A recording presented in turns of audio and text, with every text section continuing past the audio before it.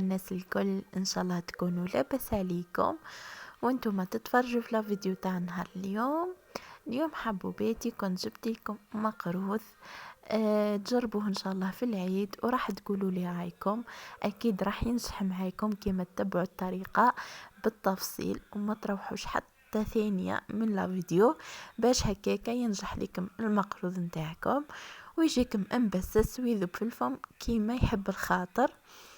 كيما راكم تشوفوا حبوباتي هنا حبيت نوري لكم المقروض. شوفوا كيفاه جاي يذوب ويسيب هذاك في البسوس تاعو، جاء روعة. هنا حبوباتي باش نوري لكم باش نخدمو الطريقة بالتفصيل.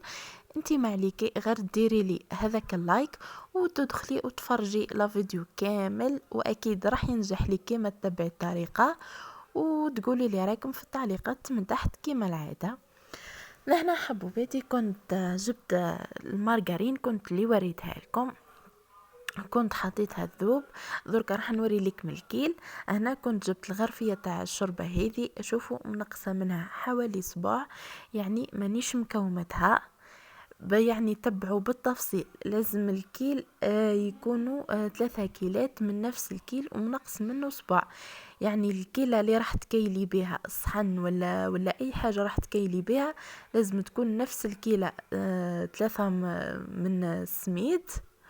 وهنا السميد حباباتي كنت استعملت الوردة البيضاء، دركا نوريهولكم.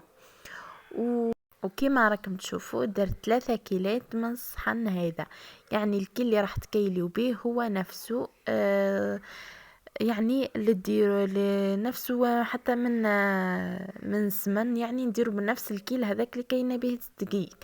هنا كيما شفتوا الورده البيضاء هذاك وريته لكم، هذاك هو اللي كنت استعملته، جاي الدقيق تاعو اصفر يهبل. لهنا الزبده حبوباتي كيما وريت لكم درت هذيك تاع ديما، هي 500 جرام، انا ما درتهاش كامل، كنت درت 250 جرام. وكيما شفتوا 250 جرام جاتني على قد السميد اللي كنا كايلنا به، يعني ناقص صباع قد نحنا الصباع هذاك راح نكملوه بالزيت باش هكاك يجينا مبسس وعلى الكيف. يعني الطريقة هذه اللي مرفا نديرها انا في المقروض وتنجح لي الحق على الكيف. هنا درت شوية برك تاع الملح، وبعد باش نروح نبدا نبسس السميد نتاعي كيما راكم تشوفوا. لهنا فرغت مليح هذاك الزبده هذاك والزيت. كاين البنات اللي يديروا السمن، مي سمن يخليك انك يعني يدير لك يعني جيري يعني في معدتك. مي الزبده ما نورمال، يعني الزبده عادي توكلي واش تحبي، مقروض ما تقلقكش. كيما راكم تشوفوا شوفوا لهنا كيما فرغت جا البسوس مع قد السميد قد يعني ما جاش هذاك اللي ناقص ولا. دركا تشوفوا بالتفصيل هنا شوفوا يعني مازلت ما بديتش اني نخلط كلشي مع بعضاه. وشوفوا كيما درت كمشه بقت راكحه، يعني لهنا تعرفوا باللي راه البسوس مليح وهذاك هو ما يخصو شيء. لهنا حبوباتي كيما راكم تشوفوا بالطريقه هذه نحكم بالكفوف يدي ونبدا هكا نمحي في السميد نمحي في السميد بالطريقه هذه باش هكاك نتاكدوا باللي البسوس راه يدخل في السميد مليح وباللي راهو قاعد يتبسس بالبيع. يعني السر تاعو البنات المقروض انه هو لازم يكون تبسيه مليح.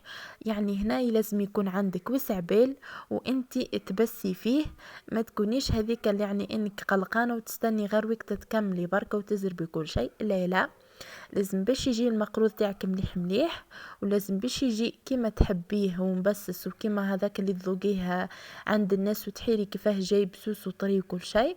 هو الطريقة هذه انهم يقعدوا يبسوا مليح براحتهم بالطريقة هذه بكفوف يديهم ويمحوا بالشكل هذايا، هكا ينجح ليهم المقروض تاعهم. كيما راكم تشوفوا انا ما حبيتش نسرع عليكم في الفيديو مع البداية هذا باسكو باش تشوفوا الطريقة مليح قدامكم وباش ينجح ليكم.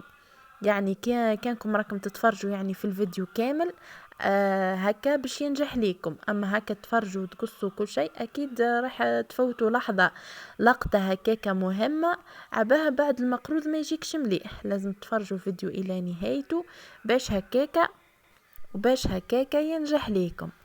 لهنا كيما راكم تشوفوا انا حكمته بسسته مليح مليح، جبت معاه هكاك ربع ساعه وفايت شويه ربع ساعه، وانا هكا نمحي فيه بكفوف يديا مليح مليح وبصباعي وندخل كيما راكم تشوفوا يعني بالطريقه هذه. شوفوا البنات لهنا شوفوا كيفاه جاي مبسس وعلى كيف، والبسوس جاي على كيف. شوفوا حتى الكرة كيما هزيتها نلعب بها يعني ندير فيها منه ومنه ما تفتفتش خلاص في يديا، يعني بقيت كيما هي. انا عرفت باللي راه صايي والبسوس راها سيبون. نحكم واش ندير، نلمو على جهه، والسر تاعو البنات باش يجيك مليح مليح ويشرب هذاك البسوس بغرضو لازم تبيتوه ليله كامله، يعني تبسيه في الليل ومتو غدوه الصباح ديريه باش هكاكا ينجح ليكم. لازم تبيتوه البنات البسوس ويجيكم هكاكا على الكيف، والا ديريه على الصباح وتخدميه في الليل هكاكا باش ينجح لك المقروض تاعك ويجيك يجيك يعني هذاك اللي يذوب في الفم وعلى الكيف. هنا انا بيته ليله كامله البنات، وبعد وش رحت درت جبت الغرس كيما راكم تشوفوا. الغرس هذا كنت نقيته البنات مليح وكنت رحيته حتى تحصلت على القوام هذا اطري وعلى الكيف. ومن الاحسن البنات انكم ترحوه يعني باش هكاك يجيك مليح خاصه المقروض. واللي ما عندهاش رحاء تقدر انها تروح تدير تعجنه مليح مليح. انا سابقا ونزلت معاكم على القناة البراج، وكنت الغرس تاعها ما رحيتوش، كنت وريت لكم الفيديو بالتفصيل كيفاش يعني عجنته مليح مليح معاكم وجاني هكاك البراج على الكيف. يعني تقدري انك ترجعي للفيديوهات السابقة اللي كنت منزلتها في القناة تاعي وتشوفي الفيديو كيفاش عجنت الغرس مليح مليح والطريقة حتى اللي جاني كأني رحياته. لهنا البنات كما راكم تشوفوا راح ندير عندي فرد العود كنت رحيته، يعني ما شريتوش مرحي كنت رحيته في الدار، وعندي القرفة كيف كيف عوادين وكنت رحيتها في الدار، يعني ما شريتش المرحي، يعني نحب نرحي البنات في الدار.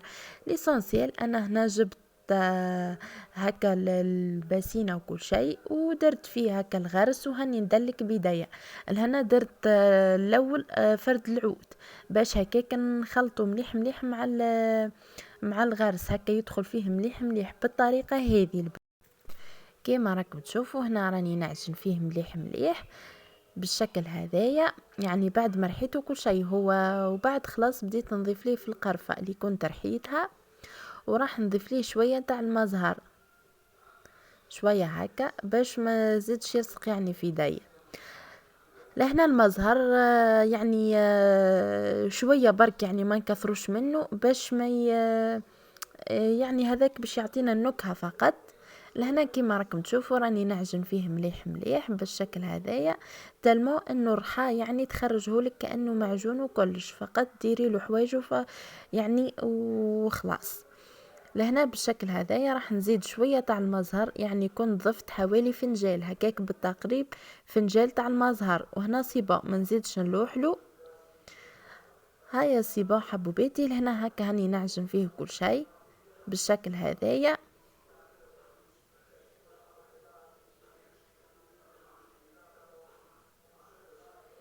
هنا سباق كنت حصلت على وش راني حابة. لهنا حباباتي بعد ما كنت دخلت المكونات هذا كامل وكل شيء، واش راح نضيف؟ راح نديرله غنجية يعني ماشي كبيرة شوية برك نتاع الزبدة. الزبدة وش دير هنا للغرس انه تخليه طري، يعني هذا هو السر تاعو، انكم الزبدة في الغرس تخليه طري ويجي على الكيف كيما راكم تشوفوا. لهنا واش ندير؟ نروح نجيب شويه يعني راح ندير فوق طاولة العمل كيما راكم تشوفوا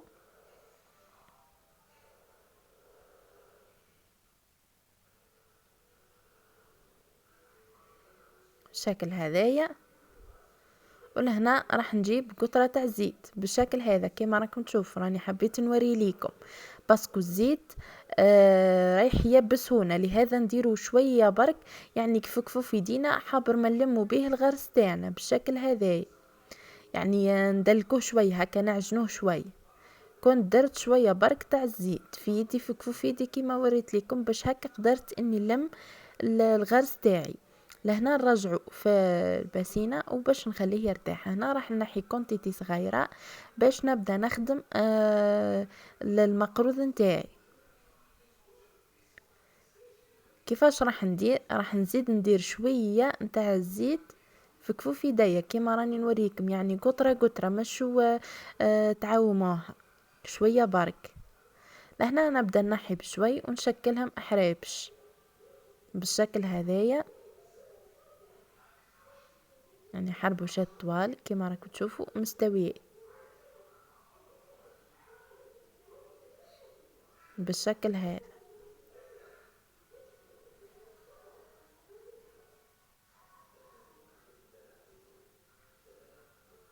نتمنى حبوباتي هكا انكم تديروا بالتفصيل يعني كما راني نوري لكم، وهكاك خاصة للمبتدئات اكيد اكيد بعد ما تفرجي لا فيديو هذا وبعد ما تجربيه رايحه تدعي لي بالخير، راح ينجح معاك المقروض ويجيك كيما راكي حابه وكيما راكي تسخفي عليه وكيما راكي تشوفي فيهم. هذاك اللي ما يعطوكش السر وكل شيء، انا كنت اعطيتك السر بالكامل وكنت عطيتك كيفاش حتى ينجح لك المقروض ويجيك كيما راكي حبيته، يجيك مبسس ويذوب في الفم. والسر تاعو راني نقولكم ما تديروش الزيت في الغرس، وانكم تبيتوه ليلة كاملة، يعني السميد تبيتوه ليلة كاملة. هنا جبت البابي كويسان كما راكم تشوفوا باش نحط عليها الحرابش تاع الغرس تاعي، يعني ديروا حتى ساشية هكا ماشي محتم ونخلوه وباش نبدو نديرو المقروض تاعنا. هنا حبيت نوري ليكم البنات الشكل اللي راح ندير به الطابع هذايا اللي كنت شريته من بازار الامانه. اكيد اللي كاين اللي تحب تعلق النقاش، كاين اللي تحب طوابع، يعني واش تحبي انتيا هذا اختياري اكيد. هنا الماء اللي راح ندير به المقروض نتاعي، يعني ما تزيدوا ليه والو، ما تزيدوش ليه الزهر البنات، باسكو الزهر راح نقولكم السر الثاني، الزهر راهو يخليه يابس، يعني كي تديري المقروض مع تبليه مع الزهر وما راح يبسولك. يعني انا مالفه بالطريقه هذه باسكو كنت ما نكذبش عليكم قبل كان يجيني شويه يابس ونحير يعني وش هو السر، حتى اني عرفت باللي زهر هو اللي يخليه يعني يبسولي. كما جربت البنات درت الماء فقط يعني عاد يجيني طري وعلى الكيف. لهنا كما راكم تشوفوا كنت جبدته بعد ما بات ليلة كاملة البنات، انا كنت بيته ليلة كاملة كما وريت لكم. هزيت هكا كمشة بقت يعني البسوس شارب، يعني ماهوش هذاك اللي نقص بسوس. كيفاش تعرفوه؟ انكم تهزوه، يعني تهزوا كمشة وتلقاها هكا تتفتت معاكم، ماشي هذيك اللي حاكمه روحها. اعرفيه باللي المقروض تاعك ماهوش ناجح، يعني باللي راهو نقص بسوس. مي كيما تهزيه كيما شفتي انا كيفاش هزيته لقيته باللي شارب، يعني بقت الكمشة حاكمه روحها. انا عرفت باللي راه البسوس على الكيف. هنا كيما شفتوا درت حربوش طويل لا كعبرت ولا والو، كنت درت بالطريقه هذه هكا بكفوف يديا ونغمس هكا حتى شكلت حربوش، يعني ماشي هذاك اللي تلوه حاجه باينه رايح يتحل ليكم. لهنا كنت درت الغرس كما راكم تشوفوا وبديت هكا نضم فيه بالشكل هذا. شوفوا كيفاه ماهوش يتفتت معايا، يعني ما شاء الله على الكيف بالشكل هذا يا البنات كيما هكا. لهنا كما تعرفوا راح حربوش طويل ما تقدريش انك تديريه، لهذا راح نقسموه على زوج. هاوليك الغرس كيفاش من الداخل. شوفي لهنا انا ما راحش نلويه هكا وهكا، لا باسكو هو اصله مبسس، وكيما راح تلويه كل شيء اكيد رايح تفتت معاك، ورايحه تحيري اصلك كيفاش راح تديري ليه. لهذا بالطريقه هذه البنات تحكموا هكا ديروه، تكمشوه هكا بصباعكم وكل شيء، وتبدو هكا تحلوا فيه، مع انه هو اصل مريقل معاكم بس على الكيف. يعني ما ضريش هكا انك تمشي فيه لهي ولهي حتى يتحل معاك وتحصلي، يعني بالشكل هذايا. اني هنا حاولت نقرب ليكم هكا الكاميرا باش تشوفوا. بعد تجيبي الطابع ولا تقصيه هكا بالموس وتبدي ديري واش تحبي انتي هكا بالنقاش، ولا انا خيرت الطابع. نقص هكا بالموس حباباتي بالشكل هذايا. فوالا، وهذا هو النتيجة النهائية. هنا البنات انتي حرة، تحبي هكا تخرجي الغرس على الجناب كامل، تحبي تخرجي على جهتين فقط، يعني انتي واش تحبي. انا نحبو هكا البنات اني نشوف الغرس جويه الكل بالشكل هذا. يعني انتي حرة واش تحبي كيفاش تحبيه ديري، يعني واش تحبي انتي. يعني ما تبعينيش انا في الطابع، انا فقط وصلت لك الفكرة وخلاص. هنا هذيك الكعبة هذيك هاني كملتها بالشكل هذا. وشوفوا البنات كيفاش ايدي يعني تلمو هاني غسلتها وكل شيء، وشوفوا كيفاش البسوس خارج ومدايره مع ايدي، يعني كيما راكم تشوفوا هنا تعرفي باللي راه البسوس على الكيف. ليسونسيال حباباتي، كنت نحيت هذاك الغرس من طب من العجينه هذيك باش نزيد نشكل منها. تجيبي البلاطو تاعك وتبدي هكاك تشكلي الكعبة تاعك اللي راح تطيبي فيه. انا هنا حبيت ندير هكا معاكم كعبات، وحبيت نوصل لكم فكرة هكاكا باش العيد هذا ان شاء الله اكيد راح ينجح لكم المقروض، ورايحين تدعوا لي كان بالخير. اكيد كيما تتبعيني بالطريقة هذه صراحة البنات والله راح يخرج معاكم هايل، وفقط تخيروا النوعية تاع السميد اللي تكون ملاح. هاني كنت زدت عودت معاكم الحربوش هذايا باش تزيدوا تفهموني اكثر. هاني ما لويتوش البنات بالطريقة هذه بالشكل هذايا وخلاص. هنا راني حبيت ثاني نوري ليكم هكا عن قرب باه تشوفوا كيفاش.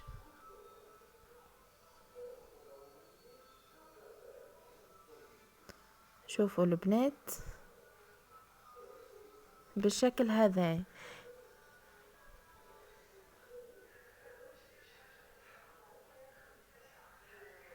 طريقة الطياب البنات يعني حبيت نقولكم انتوما احرار، يعني في حتى في الطياب، يعني واش تحبوا انتوما طيبوه تحبوه احمر تحبوه اصفر يعني طريقة واش تحبوا انتوما.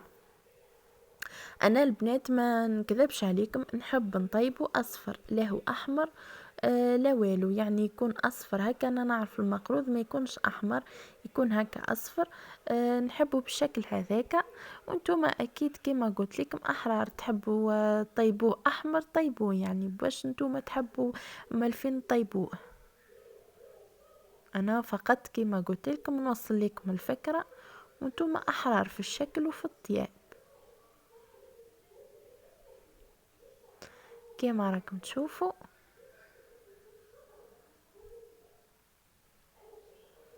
انا كنت قربت لكم الكاميرا باش هكاك تبان لكم الكعبات وكل شيء.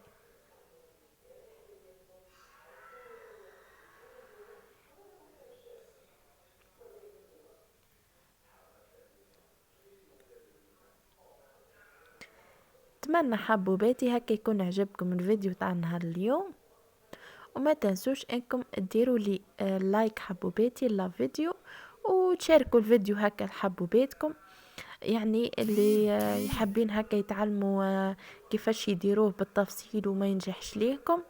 هذا هو يعني السر في كل شيء، ما كنتش بخلت عليكم في حتى حاجة، يعني كل شيء قلته لكم.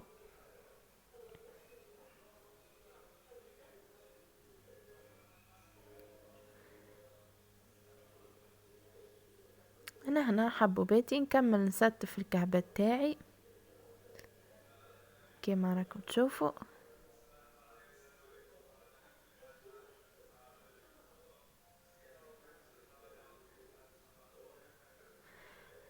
المقروض نلزوه بعضاه البنات بالشكل هذايا باش يطيب مليح، وباش هكاك الغرس ما يكونش يتحرق لنا، يعني لازم نلزو الكعبات لبعضها.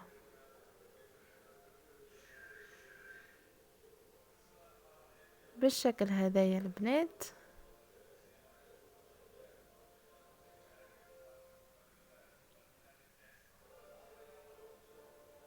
هاوليكم المقروض نتاعي. نكمل حبوباتي الكعبة تاعي كل في البلاطو، ومن بعد هكا نوريهولكم كيفاش جا معايا وكيفاش طيبته.